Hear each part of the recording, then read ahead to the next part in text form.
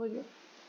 Cuando hablamos de la evaluación cuantitativa dentro de una dieta, estamos hablando de evaluar las características de equilibrio y de suficiencia. Estas dos características también las conocemos como leyes de la alimentación. Cuando hablamos de la ley de equilibrio, siempre va a ser derivada de la cantidad de kilocalorías que provienen de los tres macronutrientes que son los carbohidratos, las proteínas y los lípidos. Cuando hablamos de los carbohidratos, bueno, pues sabemos que 1 gramo de carbohidratos me va a proporcionar 4 kilocalorías. 1 gramo de proteínas me va a proporcionar 4 kilocalorías, y cuando hablamos de 1 gramo de lípidos me proporciona 9 kilocalorías. Cuando hablo directamente de esa cantidad que me proporciona cada nutriente, podría definirlo como equilibrio. ¿Por qué?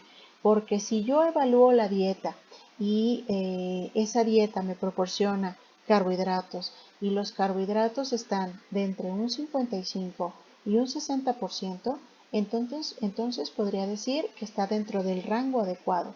Pero si estuviera por arriba o por abajo, entonces está en desequilibrio. Igual lo hacemos con las proteínas y con los lípidos. Las proteínas estamos hablando que es entre un 10 y un 15%, y los lípidos entre un 25 y un 30%.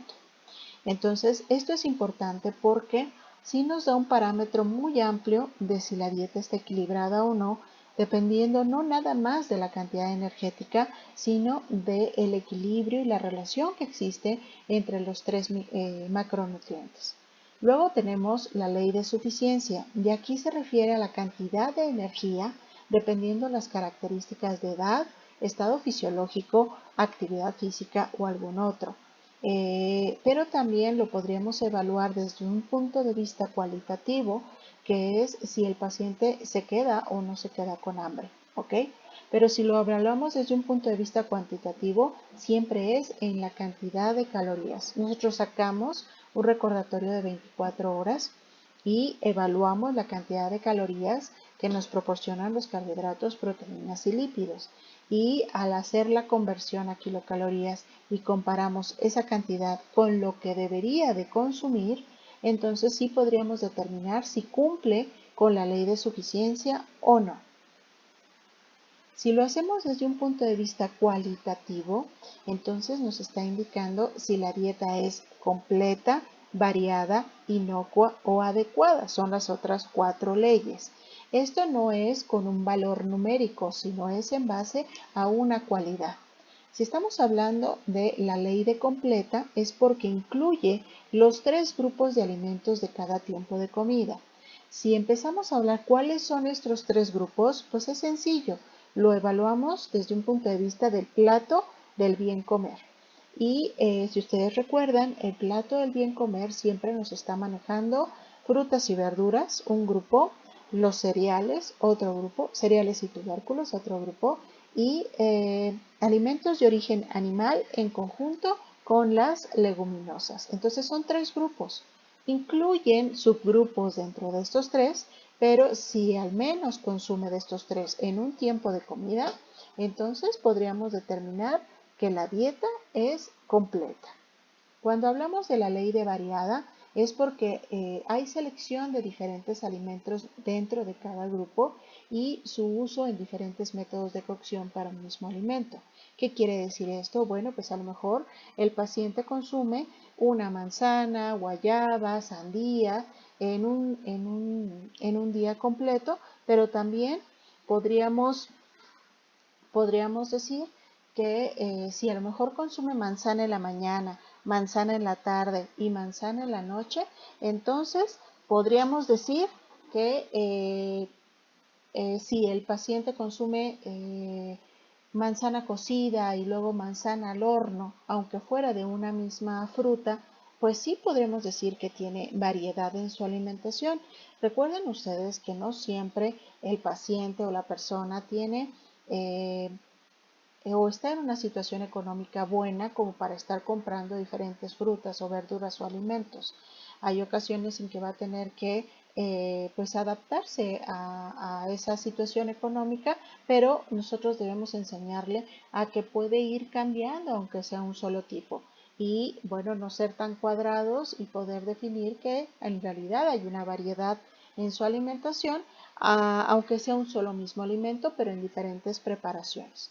Ahora, inocua, porque, bueno, esta no va a implicar algún riesgo de la salud y normalmente se relaciona mucho con los agentes patógenos, ¿sí? Que no esté contaminada con agentes patógenos, pero también podemos estarlo relacionado a que no tiene algún químico que puede dañar.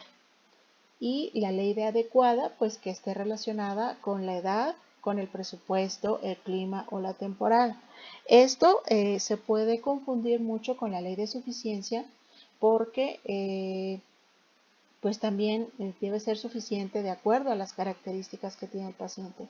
Pero cuando hablamos de adecuada es que esté bastante adaptada a lo que es su situación, por ejemplo, a su economía, ¿sí? En el clima o la situación geográfica en la cual esté, o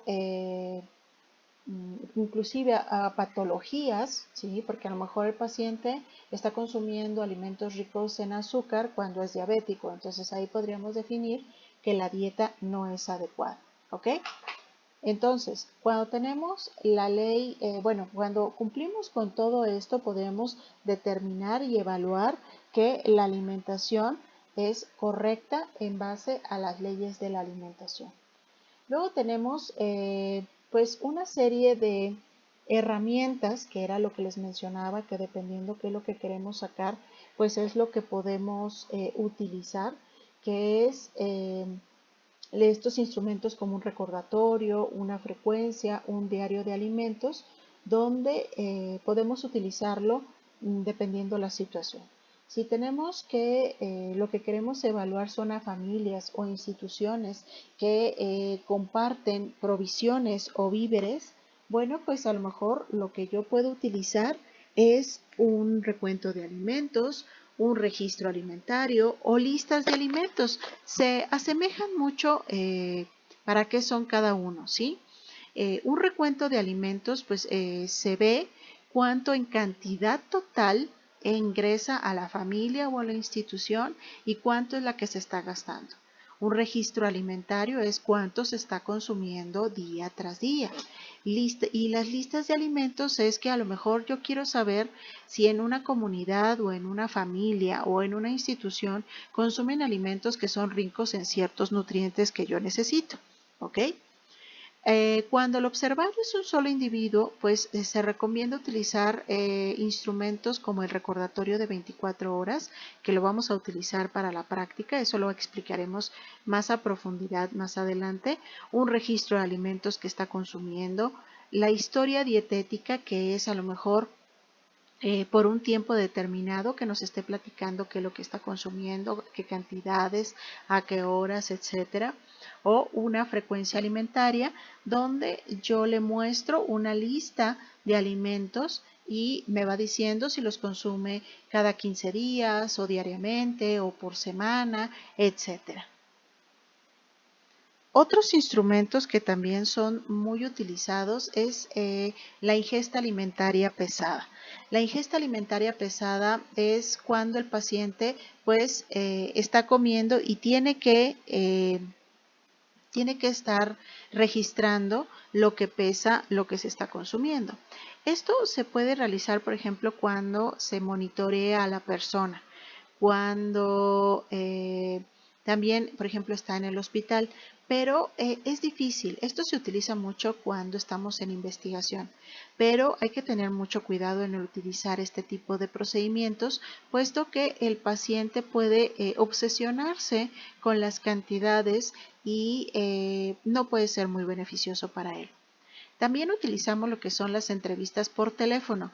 En cuestión de esto, últimamente, pues se está utilizando muchísimo porque, bueno, la utilización del celular ha sido una de las herramientas muy positivas en esta época, por ejemplo, de pandemia, en la cual, bueno, pues no tenemos la facilidad de tener al paciente en vivo, o sea, cercano, y podemos utilizarlo a través de una videoconferencia, una videollamada, donde el paciente pues, nos está diciendo cómo se siente, qué es lo que le pasa, si hay que hacer alguna modificación.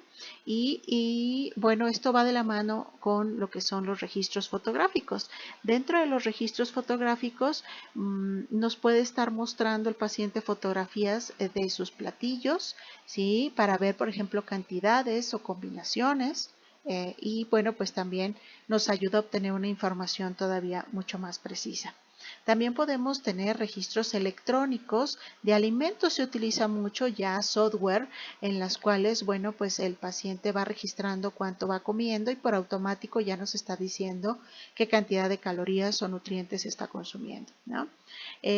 Por ejemplo, también el registro para monitorear alimentos específicos, pues le damos listas de alimentos que necesitamos saber o que el paciente debería estar consumiendo por su patología o por alguna deficiencia que esté presentando. Bueno, pues va llevando su registro específicamente de eso. Y cuando hay observaciones constantes por un observador entrenado, que aquí pues es, por ejemplo, cuando nosotros tenemos a una persona hospitalizada o ingresada en un centro. Últimamente se utiliza mucho que rentan una casa con diferentes habitaciones y ahí los pacientes se hospedan y ahí se está monitorizando cuánto consumen, qué ejercicios están haciendo, se les está haciendo diferentes consultas y bueno, pues esto es positivo en cierta manera porque se controla bastante bien a través de un observador entrenado que tenga conocimiento sobre nutrición y que puede estar registrando todo lo que el paciente hace.